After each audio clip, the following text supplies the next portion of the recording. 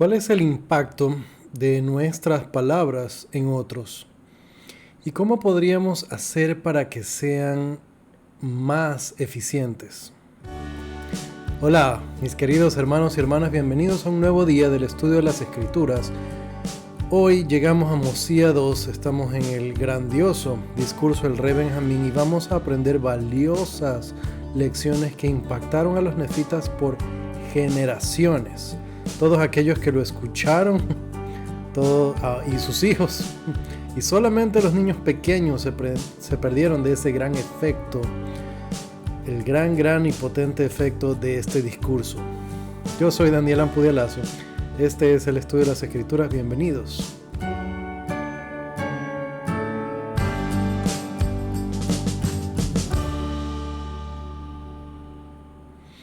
Muy bien, y vamos directo a las Escrituras. Como les dije, estamos en el capítulo número 2 de Mosía.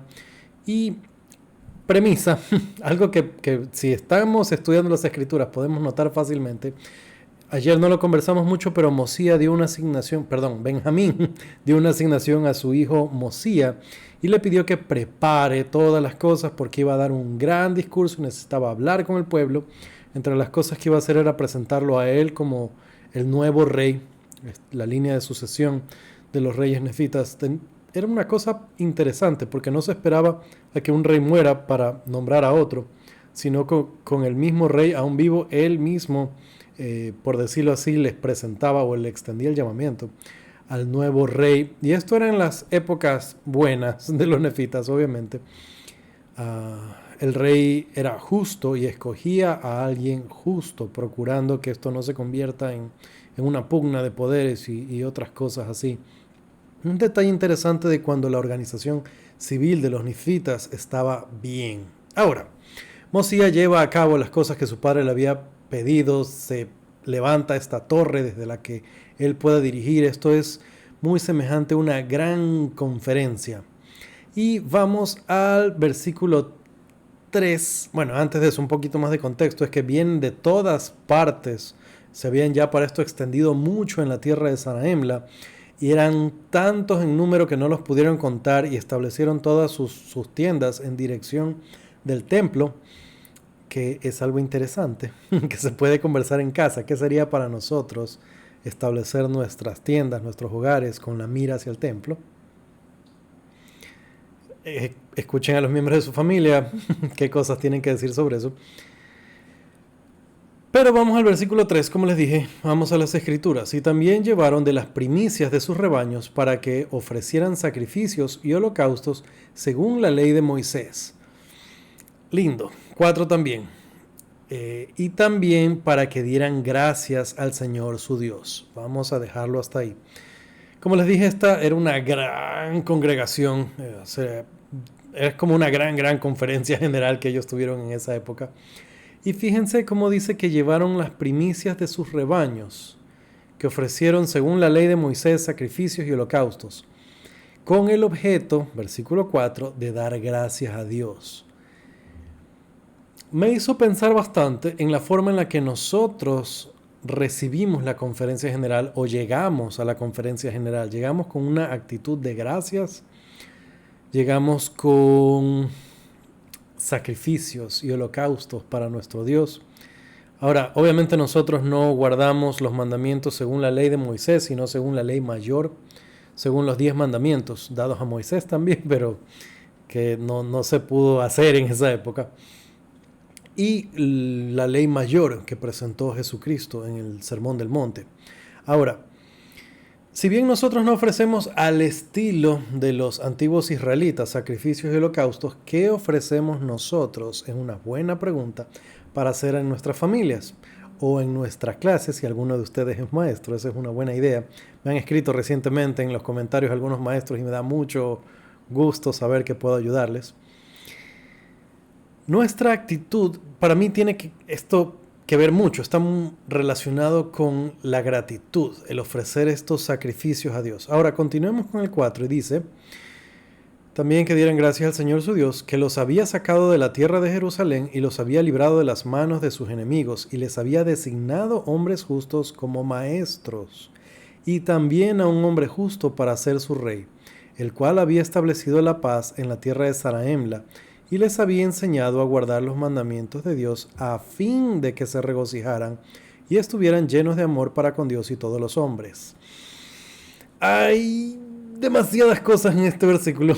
Vamos por partes. La primero que dijimos es esta gratitud que se les enseñaba a tener por Dios.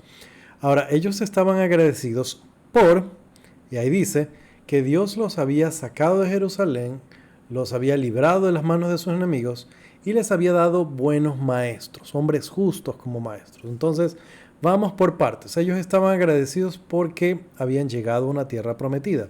Nosotros podemos estar agradecidos por haber llegado al conocimiento del Evangelio, haber venido de una buena familia, estar en un buen barrio, etcétera, etcétera. Y dice que los había librado de las manos de sus enemigos. Tal vez alguien puede decir, yo no tengo enemigos. Sí tenemos enemigos, Satanás existe. Así que tenemos enemigos. No necesariamente son los lamanitas que vienen a invadirnos, a atacarnos, a robarse nuestras cosas. Pero el enemigo que se opone a todo lo justo y a todo lo correcto,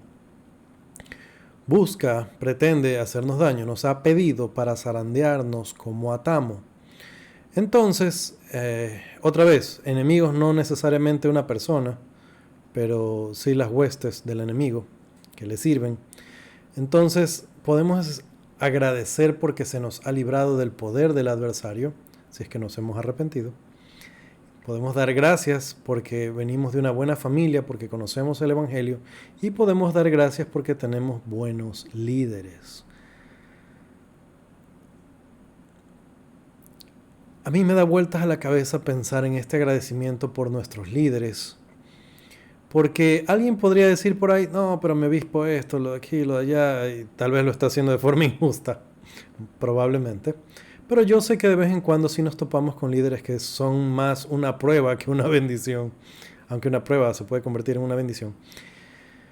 Pero me hace pensar mucho en el presidente Nelson, presidente Eyring, presidente Oaks, Elder Holland, que dio un discurso maravilloso en la última conferencia. El presidente Nelson y Elder Holland han tenido particularmente desafíos con su salud el año pasado y este año, y tenía un sentimiento tan grato que podemos aún escucharlos y sus palabras son maravillosas. Más de esto más adelante, pero tenemos razones para ser agradecidos a Dios por estos líderes maravillosos que tenemos. Y dice que estaban agradecidos por el rey que había establecido la paz en la tierra de Zarahemla. Eso era algo increíble porque realmente el desafío de tener a los lamanitas encima era un problema. Y como lo conversamos ayer, este rey había vencido, el rey Benjamín, a los lamanitas y los lanzó fuera de sus tierras y vivieron en paz por mucho tiempo. Otra cosa para estar agradecidos. No vamos a tener paz toda nuestra vida, pero deberíamos estar agradecidos en los tiempos de paz. Ahora, este rey, aparte de haber vencido a los lamanitas, dice que les había enseñado a guardar los mandamientos de Dios a fin de, otra vez, cada vez que decimos a fin de, hay una causa y hay un efecto, con el propósito de que se regocijaran y estuvieran llenos de amor para con Dios y todos los hombres. Vamos a volver a este concepto más adelante, pero manténganlo en su mente. Este rey les enseñó los mandamientos. ¿Por qué o para qué? Para que ellos sean felices, para que se regocijen, para que sean llenos de amor para con Dios, para con los hombres. Continuemos. Y me estoy saltando un montón de versículos, como siempre les digo, en casa hay que leer todo. Versículo 9. Y estas son las palabras que él habló e hizo escribir: hermanos míos, todos los que os habéis congregado, vosotros que podéis oír las palabras que os declare hoy, porque no os he mandado subir hasta aquí para tratar livianamente las palabras que os hable, sino para que me escuchéis y abráis vuestros oídos para que podáis oír, y vuestros corazones para que podáis entender, y vuestras mentes para que los misterios de Dios sean desplegados a vuestra vista. Un poquito largo, muy interesante. Habla de los que lo pueden escuchar y que se mandó a escribir porque era tanta la gente que no todos podían escucharle. Entonces él mandó que se escribiera lo que digan para que se leyera a las personas que estaban fuera de la capacidad de escuchar su voz, porque era tanta gente. Ahora, para las cosas importantes, porque eso es historia, pero vamos a lo bonito. Él los llama no para tratar livianamente las cosas que iba a hablar. Otra vez, mi mente se va a la conferencia general.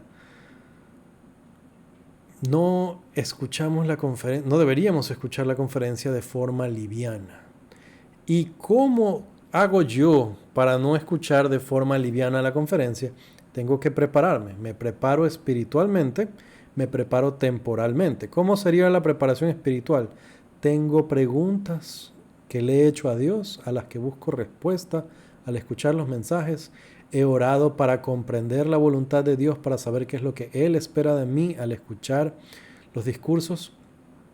Esta sería la preparación espiritual. Y son ideas, ustedes pueden tener otras más, las pueden dejar en sus comentarios, las pueden preguntar a su familia, las pueden preguntar en sus clases, las clases que den.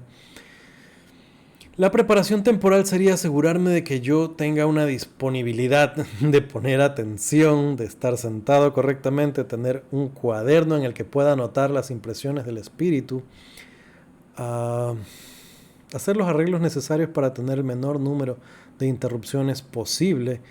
Yo sé que no siempre va a ser fácil o aún factible, posible. En condiciones ideales no tener sueño, cansancio, fatiga, estrés, trabajo durante ese tiempo. Para mamás con niños pequeños, mamás y papás con niños pequeños, les amamos. Sabemos que no es fácil.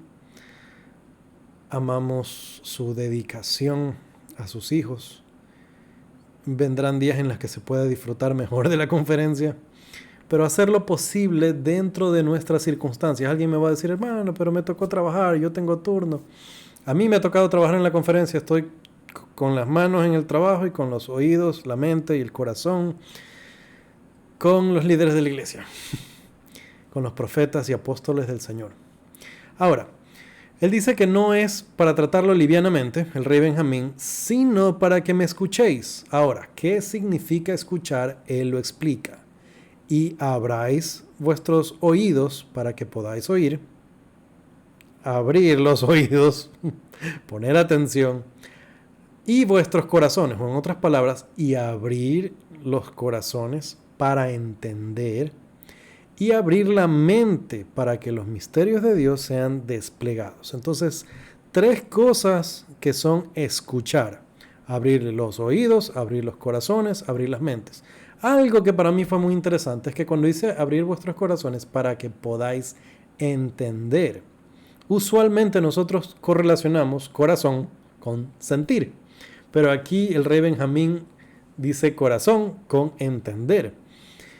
Y es que entender no es saber, entender es llegar a comprender, y no vamos a entender los mandamientos de Dios si no tenemos un corazón dispuesto, una voluntad, una predisposición para hacer lo que se nos pide. Otra vez, ¿cómo hacemos para escuchar? No así, sí, escuché. Escuchar en serio.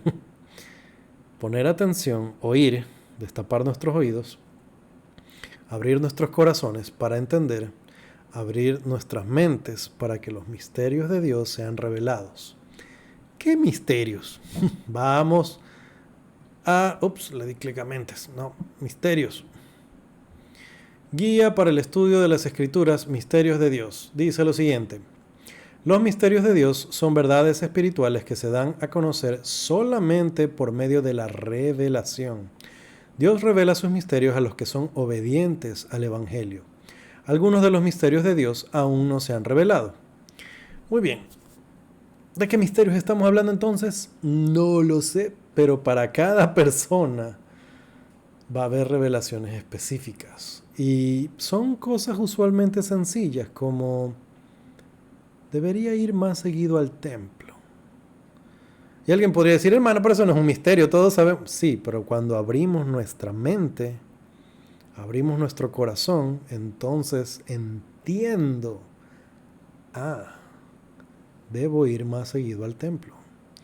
Debo poner más énfasis en mis oraciones. Puedo hacer más por ayudar a mi prójimo. Tengo que poner más atención a mi familia. Tengo que ponerme en orden con mi llamamiento. Hay cosas que debería hacer que no estoy haciendo, etcétera, etcétera, etcétera. Misterios de Dios porque cuando lo entendemos, lo entendemos. Y es difícil explicárselo a alguien más. Cuando algo nos llega al corazón, muchas veces no sabemos ni cómo decírselo a alguien más.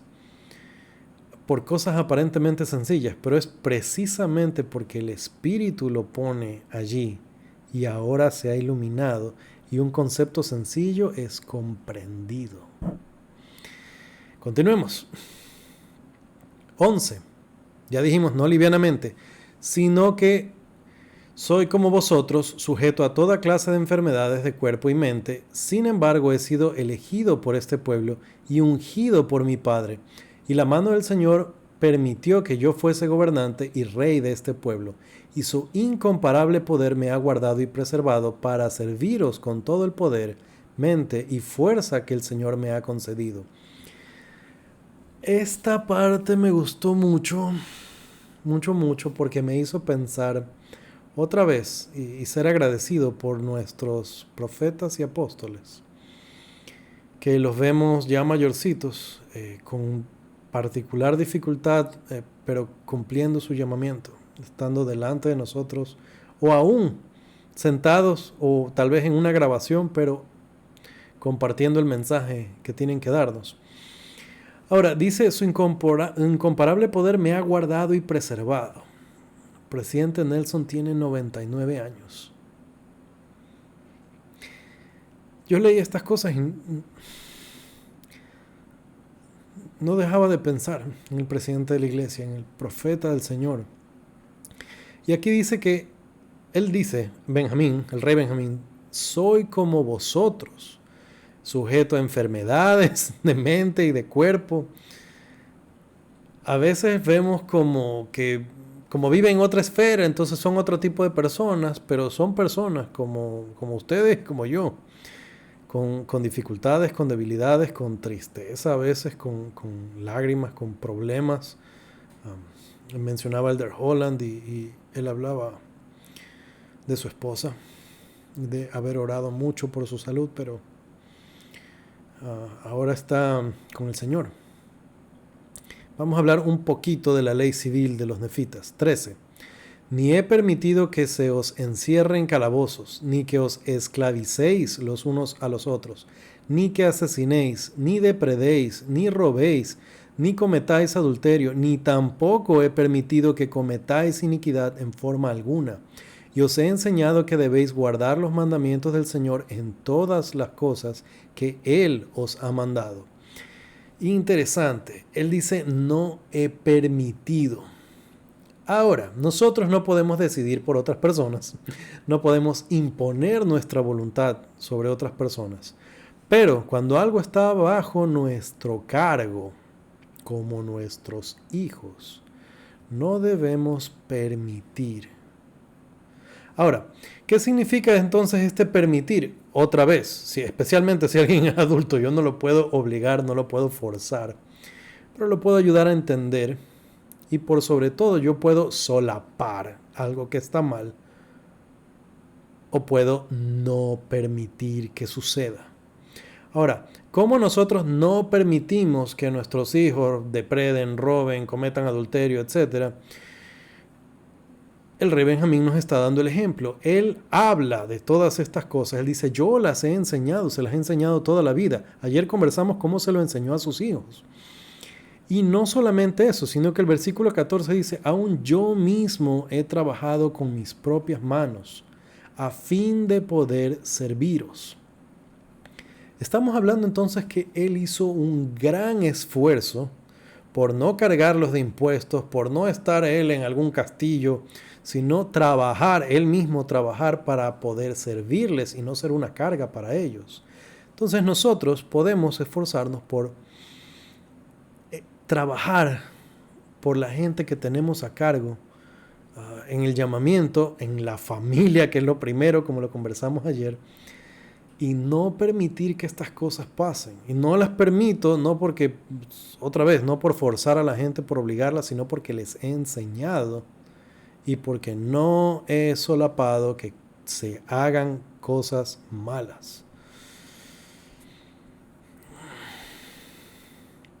17. Y aquí os digo estas cosas para que aprendáis sabiduría, para que sepáis que cuando os halláis al servicio de vuestros semejantes, solo estáis al servicio de vuestro Dios. Muy famosa escritura, otra vez el rey Benjamín lo enseñó con ejemplo. Él sirvió a los demás. Y entonces él les dijo, ustedes deberían servir a otros. Sobre esto lo estuve pensando un rato. Pensé que es lo mejor que se podría compartir y que puede ser mejor que el ejemplo del presidente Nelson. Tengo aquí una cita que es de una conferencia. La imagen corresponde a otra conferencia. En esa ocasión, tal vez muchos de ustedes lo recuerden todavía, Elder Wirtling, y fue su última conferencia, presentó su último discurso. Y en un momento él empezó a temblar bastante y se notaba que se le dificultaba, pero continuó su discurso, a pesar de que estaba visiblemente temblando bastante en el púlpito. En eso se nota, se alcanza a ver que se levanta alguien, se pone detrás de él y lo sostiene. Era el presidente Nelson. En ese momento él todavía no era presidente de la iglesia, sin embargo ya un profeta vidente y revelador. Los 15 lo son. Voy a leerles la cita, como les dije, es de otra conferencia. Esto es de octubre del 2019. El discurso se titula El segundo gran mandamiento. Dice: los santos de los últimos días, tal como otros discípulos de Jesucristo, siempre buscan formas de ayudar, elevar y amar a otras personas. Verdaderamente procurar vivir el primer gran mandamiento y el segundo. Cuando amamos a Dios con todo el corazón, Él nos vuelve el corazón hacia el bienestar de otras personas en un bello círculo virtuoso. Palabras del presidente Nelson, otra vez.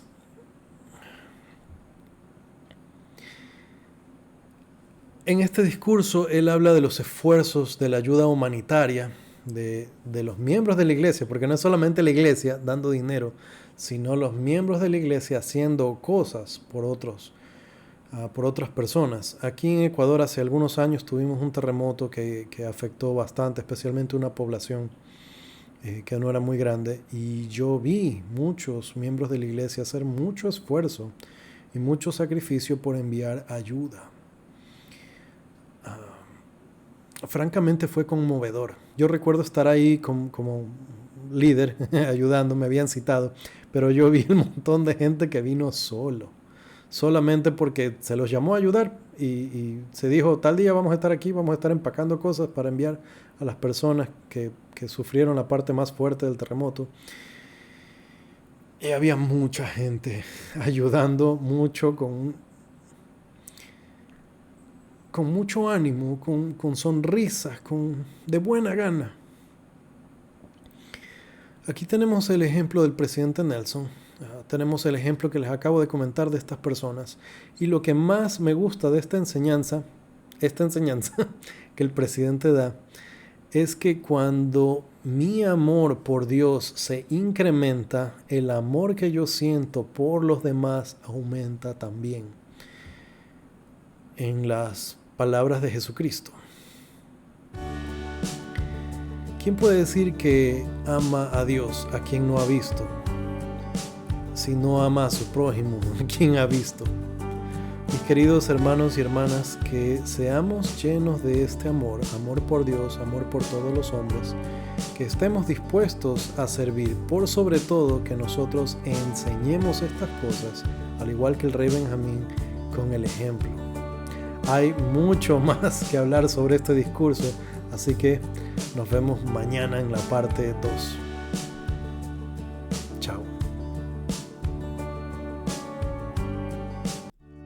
Si este video te gustó, no olvides dejar tu like, suscríbete y activa las notificaciones para que no te pierdas el siguiente. Si fue de beneficio para ti, compártelo con alguien más. Muchas gracias por acompañarnos en el estudio.